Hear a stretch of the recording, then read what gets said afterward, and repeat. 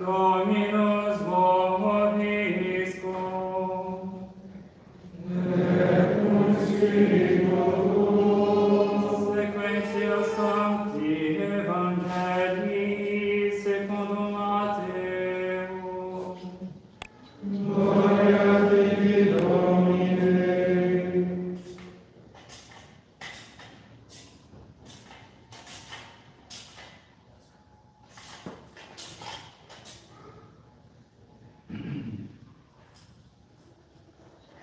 In illo tempore habentes Pharisei consilium inierunt ut caperente Iesum in sermone.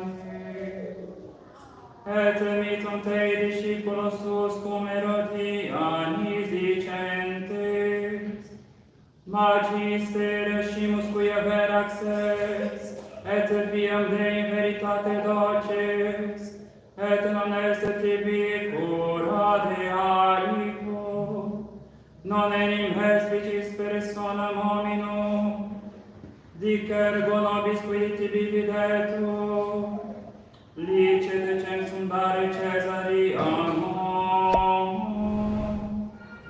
Conitatem Iesus, nequid sia eorum hai, quid metentatis hypocrite,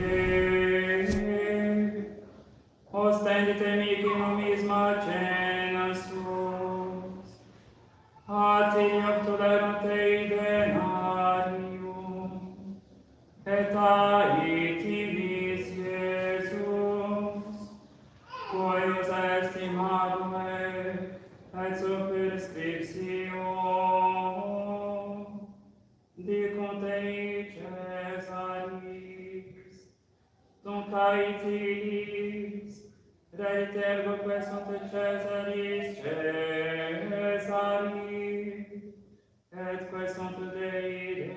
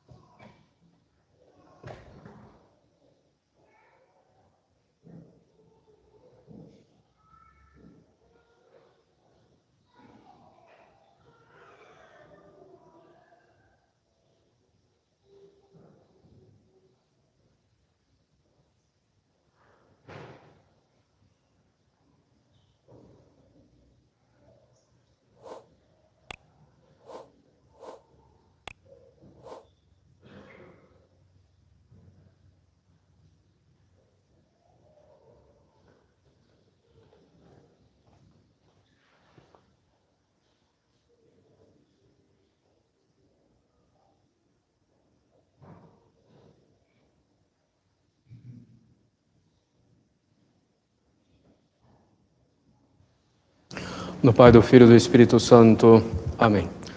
Maria, cheia de graça, o Senhor é convosco, bendita sois vós entre as mulheres, bendito é o fruto do vosso ventre, Jesus.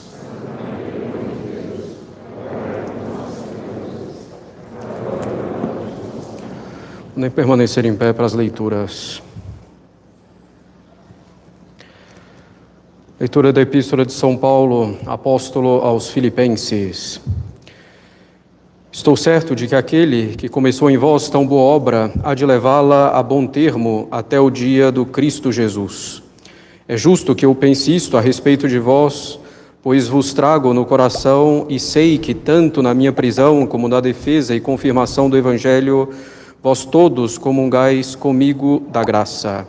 Deus é testemunha de que tenho saudades de todos vós com a ternura do Cristo Jesus. E isto eu peço a Deus, que o vosso amor cresça ainda e cada vez mais em conhecimento e em todo discernimento, para distinguirdes o que é melhor e fiqueis íntegros e irrepreensíveis para o dia de Cristo, cheios do fruto da justiça que nos vem por Jesus Cristo, para a glória e louvor de Deus. Sequência do Santo Evangelho segundo São Mateus. Os fariseus saíram e tramaram entre si para surpreender Jesus em alguma palavra. Mandaram seus discípulos com alguns partidários de Herodes para perguntarem: Mestre, sabemos que és verdadeiro e que ensinas o caminho de Deus segundo a verdade. Não te deixas influenciar por ninguém, pois não fazes acepção de pessoas. Dize-nos o que te parece, é permitido ou não pagar tributo a César? Jesus, porém, percebendo-lhes a maldade, disse: Hipócritas, por que me quereis pôr à prova? Mostrai-me a moeda do tributo. Apresentaram-lhe um denário. De quem é esta figura e a inscrição? Perguntou ele. De César, responderam. Ele então lhes disse: O que é de César, devolvei a César, e o que é de Deus, a Deus. Podem sentar-se.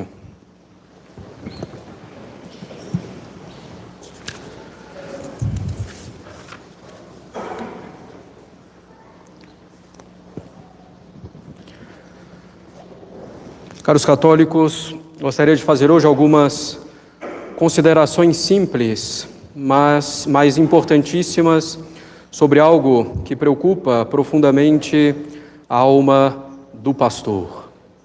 Gostaria de falar sobre a família, sobre o matrimônio e a sua vivência efetivamente católica. Esse trecho da Sagrada Escritura que lemos, ou que cantamos agora durante a missa, no gradual, deveria ser a vida, a realidade de todas as famílias católicas, naquilo que diz respeito à parte deles, naquilo que depende deles. Quam bonum et quam iucundum est habitare fratres in unum. Quão bom e quão feliz é viver juntos os irmãos. E ninguém mais irmão em nosso Senhor Jesus Cristo do que os esposos, do que marido e mulher.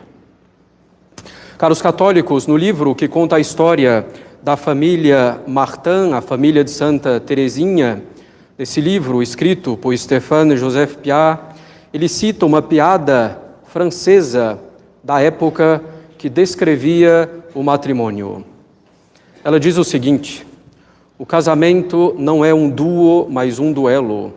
Os cônjuges estudam-se 3 semanas, amam-se 3 meses, discutem 3 anos e suportam-se 30 anos. Essa piada traz, infelizmente, um grande fundo de verdade sobre o casamento em todas as épocas e mesmo sobre o casamento de famílias católicas. Devemos reconhecer que reflete em grande medida a realidade de muitas famílias católicas. Precisamos, em primeiro lugar, relembrar a finalidade última do matrimônio. Os esposos, quando se casam, devem ter consciência clara de que estão se unindo e tornando-se uma só carne para que cooperem verdadeiramente um com o outro para que cheguem ao céu, evidentemente gerando e educando os filhos que Deus lhes der. Isso é de suma importância. Casaram-se para formar uma sociedade para que se ajudem mútua e profundamente no caminho da salvação. E é preciso ter isso, caros católicos, muito bem gravado na alma do esposo e da esposa. Casaram-se para cooperar para a salvação eterna um do outro. Nesse caminho para o céu, nesse caminho de santificação, já se encontram obstáculos suficientes. Não é necessário acrescentar outros tantos obstáculos por coisas pequenas, por picuinhas entre os esposos. Infelizmente, nós vemos que muitas vezes os esposos, de fato, não são um duo que vive harmoniosamente, mas vemos que os esposos constituem um duelo constante.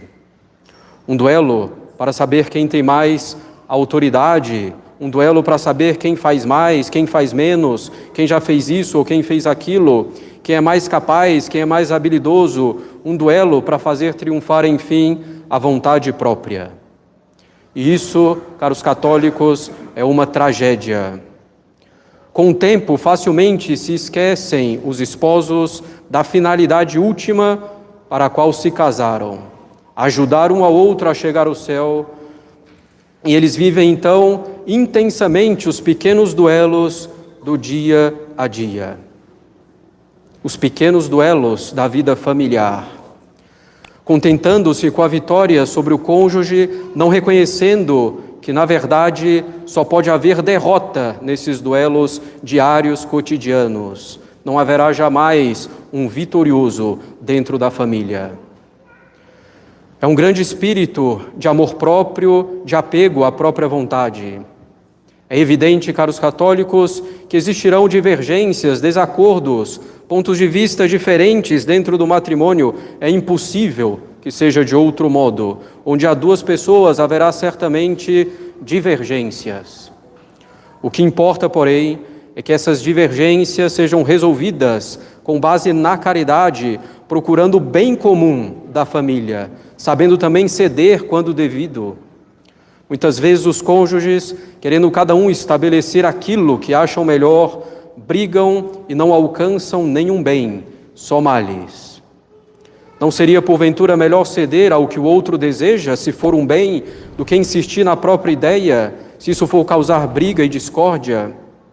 Querendo o melhor, muitas vezes se destrói até mesmo o bem menor, que poderia ser alcançado naquele momento cedendo. E esse bem menor é destruído por causa das brigas e discórdias. E haverá também, caros católicos, haverá também vezes ou períodos em que será necessário até mesmo tolerar certos males para que a família não seja destruída pouco a pouco. Será preciso tolerar mesmo algumas decisões erradas tomadas pelo outro, para garantir um bem maior, que é a continuidade da família. Evidentemente, diante de males mais graves, é preciso procurar ajuda e conselho com o padre, por exemplo.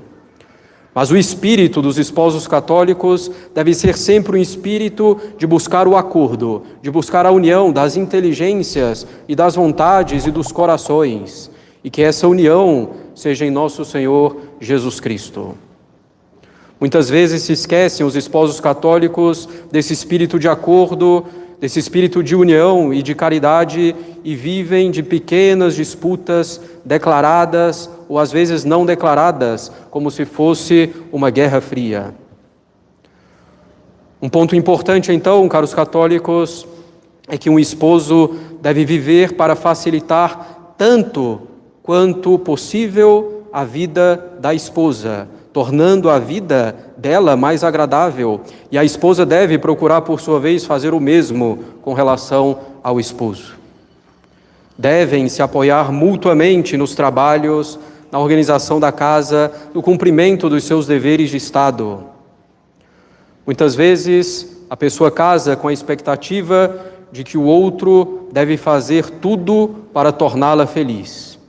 E facilmente vêm as frustrações e o desânimo.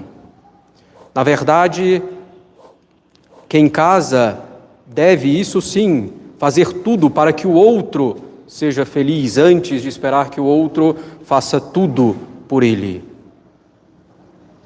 Deve então o próprio cônjuge desejar e procurar fazer tudo para que o outro seja feliz, ou seja, para que alcance o céu, para que a vida aqui na terra seja tão agradável quanto possível no meio das dificuldades e provações que certamente virão.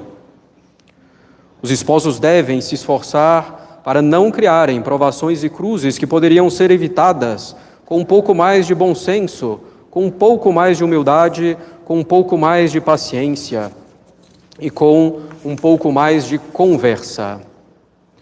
Cada um no matrimônio, antes de cobrar do outro e de exigir do outro, deve procurar fazer a própria parte.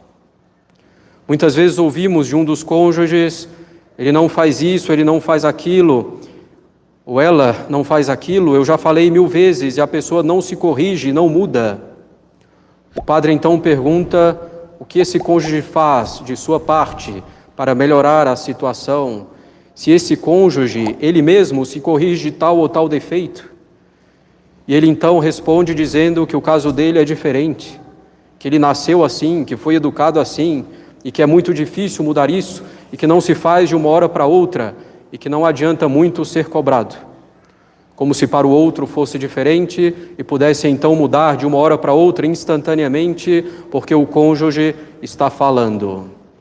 No matrimônio, cada um procure primeiro fazer a sua própria parte, começando pela vida de oração. Então, o cônjuge procure fazer a própria parte, começando pela vida de oração, e nós teremos aí o princípio de solução dos problemas. Ou se os problemas não se resolverem, nós teremos aí, nesse esforço pessoal e nessa vida de oração, a fonte para saber se conformar com a vontade de Deus. Para que possam viver em harmonia, caros católicos, procurando resolver bem esses desacordos, os esposos devem procurar viver uma verdadeira amizade, que é o tipo de amor mais perfeito que existe. E esse amor conjugal, que é um amor de amizade, deve ser profundo. E essa amizade significa que os esposos devem desejar um ao outro a virtude, a vida da graça, o céu. Mas não basta apenas desejar isso para o outro, é preciso cooperar para que o outro seja virtuoso, para que o outro viva unido a Deus, para que o outro alcance o céu. Para que haja essa amizade, isso deve ser mútuo entre os esposos e manifesto entre eles, quer dizer, demonstrado ao outro. E isso se demonstra, sobretudo, pelas obras, pelas atitudes, pela disposição de alma. Sem deixar de lado também pequenas demonstrações de afeto, que são também muito úteis no matrimônio. Além disso, para que se mantenha essa amizade, é necessário o convívio entre os esposos. Infelizmente, muitos vivem sob o mesmo teto, mas não convivem efetivamente. E muito menos podem dizer sinceramente quão bom e quão feliz é esse convívio sob o mesmo teto. Conviver não quer dizer passar simplesmente longo tempo ao lado do outro, mas significa, sobretudo, aproveitar o tempo que se tem para conversar, para tornar as alegrias e tristezas do outro as suas próprias alegrias e tristezas, para tomar a vida do outro como se fosse a sua própria vida. Aproveite-se esse tempo, ainda que às vezes um pouco curto, em virtude dos afazeres da vida. Aproveite-se esse tempo curto para se ajudarem, para resolverem os problemas com caridade, para organizarem a própria vida e a vida comum da família, para que se possa também contar alguns episódios, pelo menos os mais importantes, mais relevantes do dia, contar também as alegrias e satisfações. Esse convívio, esse diálogo é verdadeiramente importante. Ele vem dessa amizade, ele vem da confiança mútua e também ele forma, favorece e fortifica essa amizade e a confiança mútua. Muitas vezes os cônjuges vão simplesmente silenciando e silenciando também diante das dificuldades, sem apontar o que incomoda, o que atrapalha na conduta do outro. Muitos fazem isso até com o espírito de praticar a virtude, da paciência, da conformidade com a vontade de Deus. Mas sem conversar com o outro, vai acumulando, na verdade, uma série de ressentimentos, de mágoas, de feridas, sem que o outro, às vezes, perceba o que está fazendo para que tudo isso aconteça, porque na falta de simplicidade não conversou sobre o problema. E com esse acúmulo subterrâneo de mágoas e ressentimentos, os esposos vão se afastando e uma hora a coisa explode. Sem capricho, caros católicos, é preciso conversar mesmo sobre dificuldades aparentemente pequenas, mas que não conseguimos resolver sozinhos. E pode acontecer que mesmo conversando, a coisa não se resolva ou que o outro não mude uma dada conduta. E aí é preciso saber sofrer, oferecendo a Deus, mantendo a serenidade, mantendo a vida de oração.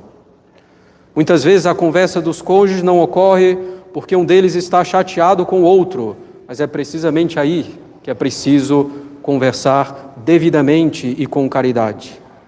Muitas vezes a conversa entre os cônjuges não ocorre porque um deles está chateado com alguma situação de trabalho ou está muito preocupado com a situação financeira ou por qualquer outro motivo.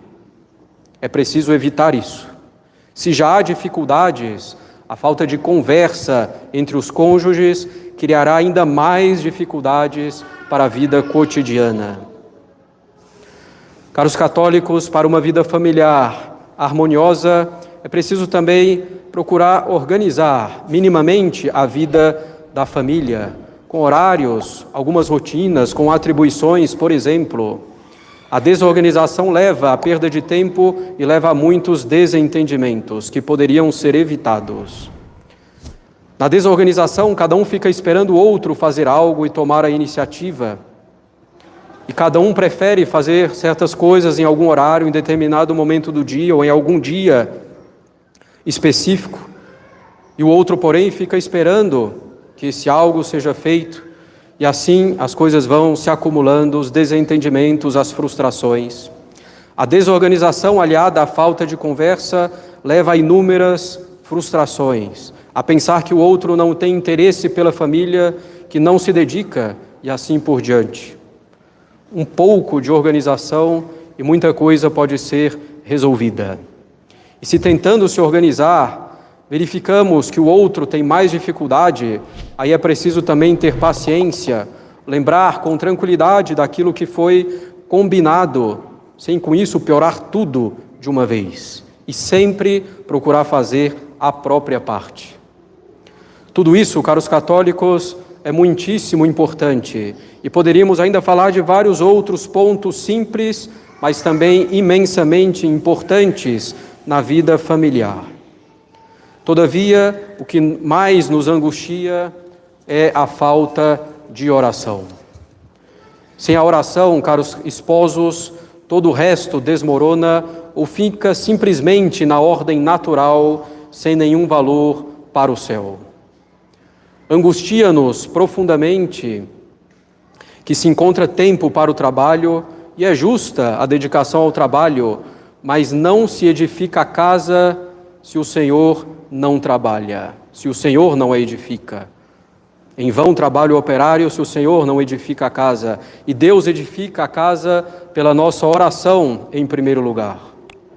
Há tempo para o celular, para outras atividades e um sem número de coisas, mas não há tempo para a oração. Precisamos absolutamente, caros esposos, encontrar esse tempo. Tempo para as orações individuais e para as orações em família. Se não se consegue, por alguma circunstância real que nos foge realmente do controle, rezar um terço em família, por exemplo, que se reze uma oração mais simples, mas que não se deixe de rezar. Em vão trabalharemos em todo o resto se não tivermos a oração como base, pela qual o Senhor edifica a casa. Além disso, se não há oração em família, quando será que os filhos irão rezar? Irão rezar por conta própria, sem ver o exemplo dos pais, sem ter recebido esse ensinamento dos pais, sem que os pais tenham lhes ensinado e dado o exemplo? Jamais isso ocorrerá. É preciso rezar se queremos que nossas famílias sejam realmente católicas, vivendo como católicas. Fazer as orações individuais e assegurar a oração em família. Procurar ter um horário para essa oração em família, conforme o dia, e procurar segui-lo. Muitas vezes não temos disposição, não temos inclinação para rezar, nem mesmo nesse horário combinado. E isso, ter esse horário combinado é uma ajuda, o outro chama, os filhos chamam. E diante disso, devemos efetivamente saber que está ali a voz de Deus. E não devemos negar essa oração a qual já nos comprometemos. Inclusive, caros católicos, esse dever de encontrar uma organização possível para a oração em família é um dever que incumbe, em primeiro lugar, ao pai de família. Mas, infelizmente, vemos que muitas vezes as esposas são obrigadas a tomar a dianteira. Portanto, famílias católicas, do fundo da minha alma faço esse clamor para que rezem em família. E não basta que seja uma oração mecânica, mas que procurem rezar bem.